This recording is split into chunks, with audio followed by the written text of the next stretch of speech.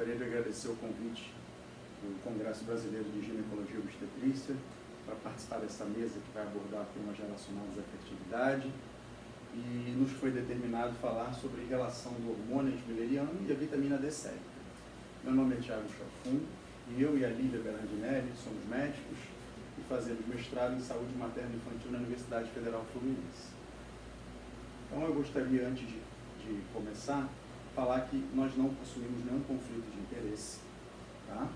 E vamos seguir um breve sumário que vai abordar os temas de fertilidade, né, como introdução, falar um pouco da vitamina D, do hormônio antimileriano e artigos relacionados ao tema. Antes de começar, queria falar da fertilidade para mostrar a importância que a fertilidade tem na civilização desde a antiguidade. Nós vemos que os povos já tinham deusas específicas para isso, para esse assunto.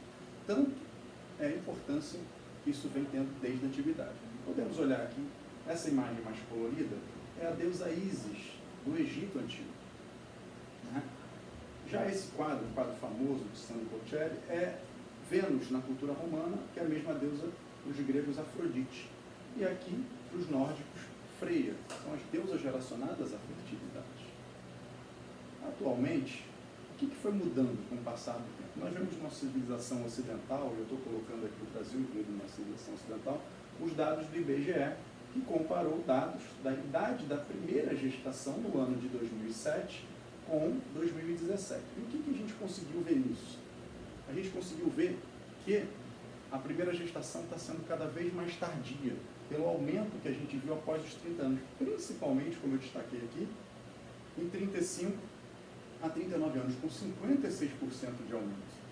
Isso traz uma certa preocupação para quem trabalha com fertilidade, porque a gente sabe que a reserva ovariana vai diminuindo com o tempo. Tá? Vários fatores podem falar sobre isso. Né? Foi levantado o fator, por que está acontecendo isso? A mulher tem pegado mais áreas de mercado de trabalho, ela tem se especializado mais, buscado a independência financeira e também, como muitas mulheres aqui da plateia podem confirmar, né? Mas tem muita jornada dupla ou até tripla. E isso tem influenciado o período da primeira gestação. Falando agora da vitamina D. A vitamina D, a principal produção dela é através da exposição solar. Mas tem uma pequena porção que é através de alguns alimentos. Por exemplo, ovo, peixes de água gelada, manteiga, leite, entre outros. E a vitamina D ela tem receptores espalhados em diversas partes do nosso organismo. Por exemplo, nós temos nos ossos, essa relação é muito conhecida no intestino, nós temos na paratireoide e alguns órgãos relacionados à fertilidade, como os ovários e os testículos. É recomendado que atualmente se tenha uma exposição de cerca de 20 a 30 minutos por mais ou menos 3 vezes na semana. E isso mantém um bom nível. Vou colocar aqui o nível, podemos ver aqui, ó, o nível normal é em torno de 54 a 90 e a deficiência abaixo de 20. A deficiência, nós temos um grupo de risco para a deficiência. Qual seria o grupo de risco para a deficiência?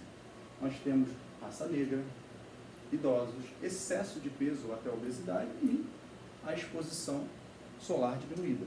Então eu coloquei essa imagem aqui que a gente pode ver, provavelmente é uma mulher acima do peso, está provavelmente no ambiente de trabalho ou trabalhando em casa, isso remete para a gente até o período que estamos passando agora, da pandemia de Covid-19, onde muitas pessoas estão trabalhando em casa, estão isoladas. Isso pode, no futuro, produzir até alguns trabalhos relacionados a isso, devido a essa menor exposição e provável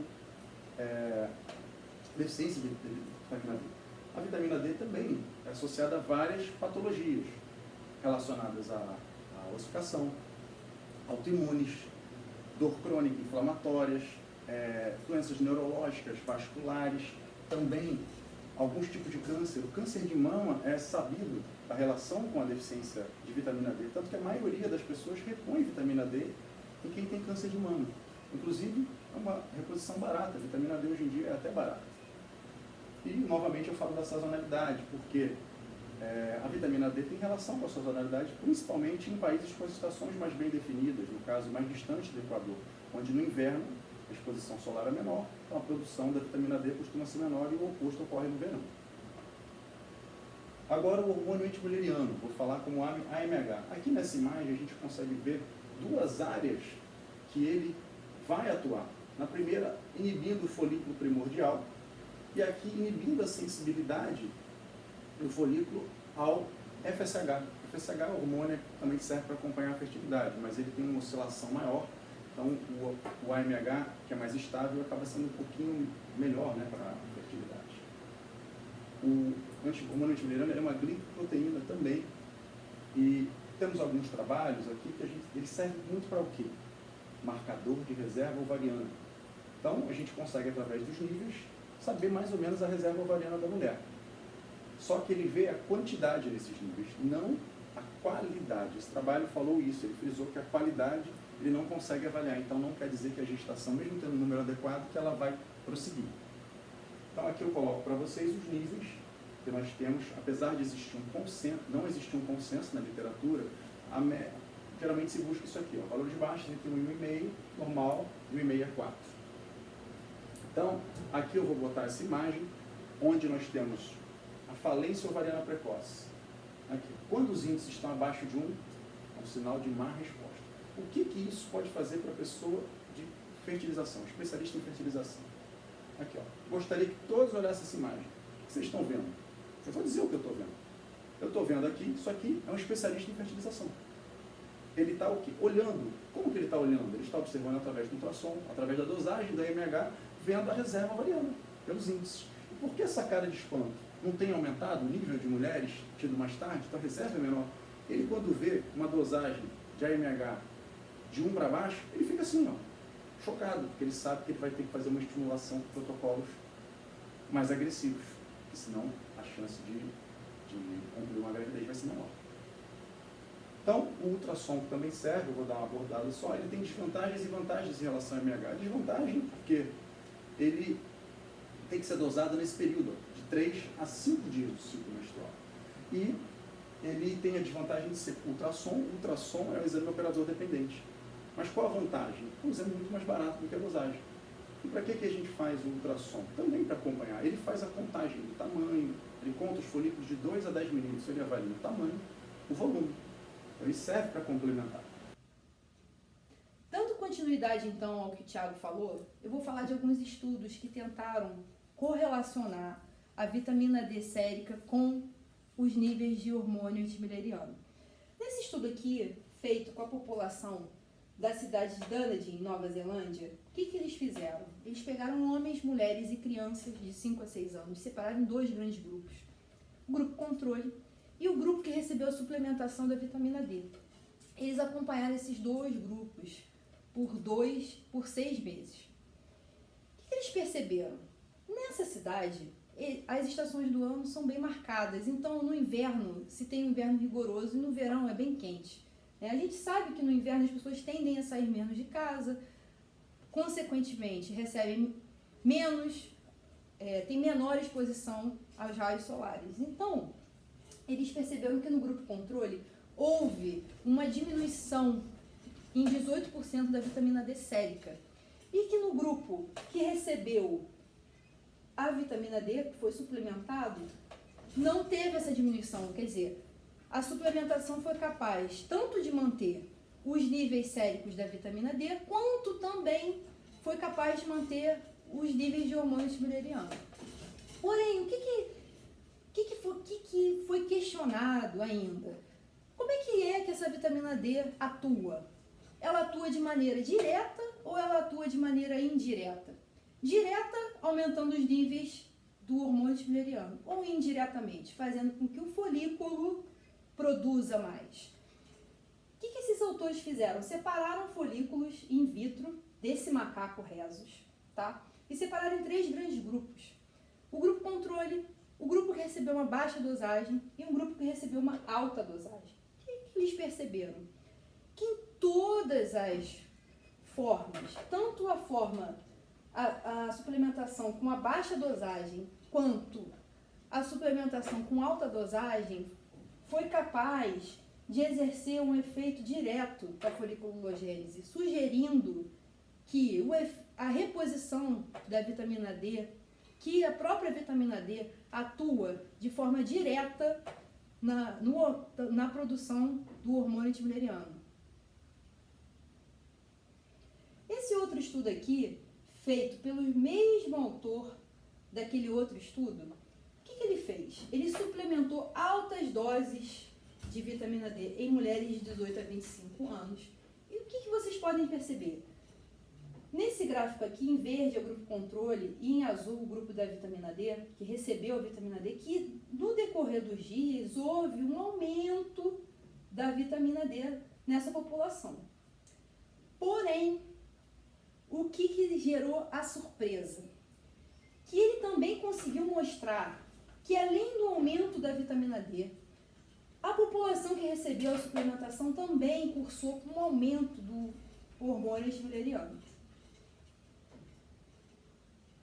Nesse outro estudo aqui, onde foi realizada uma revisão sistemática, uma meta-análise em mulheres que são portadoras de ovário policístico, o que foi feito? Foram selecionados 30 estudos e eles queriam avaliar tanto as associações da vitamina D sérica com a síndrome do ovário policístico, quanto determinar os efeitos da sua suplementação. E o que eles viram?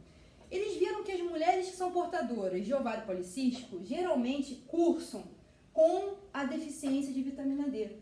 E com isso, ficam mais suscetíveis à disglicemia, que é a alta glicemia em jejum e o aumento da resistência insulínica. E olha para essa mulher, olha como ela está desapontada. Por quê? Ela acabou de descobrir que ela é portadora de ovário policístico, que ela não vai se beneficiar. Esse estudo aqui conseguiu mostrar pra gente, essa revisão sistemática, que as mulheres que são portadoras de ovário policístico, elas não se beneficiam da suplementação da vitamina D. Esse outro estudo aqui, mais recente, de novembro de 2020, foi uma atualização do hormônio antimileriano e da reserva ovariana, né?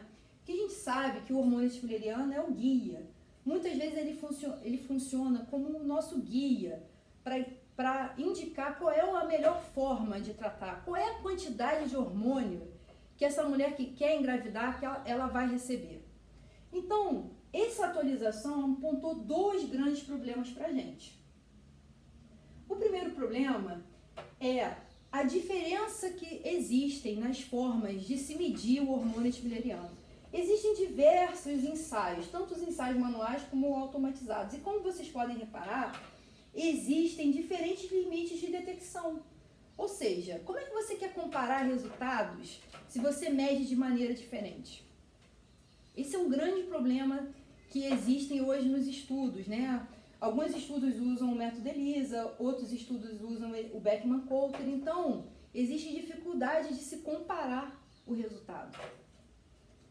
Um outro problema é que todas essas situações aqui, tanto da obesidade, quanto do contraceptivo, quanto também da deficiência de vitamina D, já foram correlacionadas negativamente, isso é, todas essas três situações, elas atuam de maneira a diminuir o hormônio antimileriano, tá? Ou seja, os fatores externos e as formas de se medir o nível de hormônio antimileriano, eles podem causar confusão quando você vai tentar comparar esses estudos. Ainda é um obstáculo a ser passado.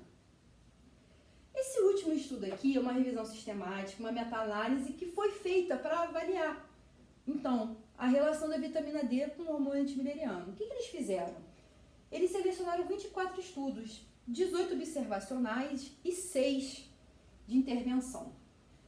O que eles apontaram? Que existe muito conflito, porque, na verdade, esses estudos observacionais, eles não conseguiram mostrar que existe relação da vitamina D. E aí esses autores aqui questionam. Por quê? A população é muito heterogênea. A mulher que mora aqui no Brasil recebe muito mais exposição solar do que uma mulher europeia, que tem um clima muito frio, né? Então, isso foi também um obstáculo.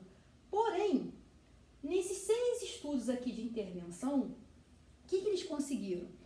eles conseguiram mostrar que há benefício na suplementação da vitamina D sérica, né? Porém, a mulher precisa ter uma ovulação ocorrendo de maneira normal.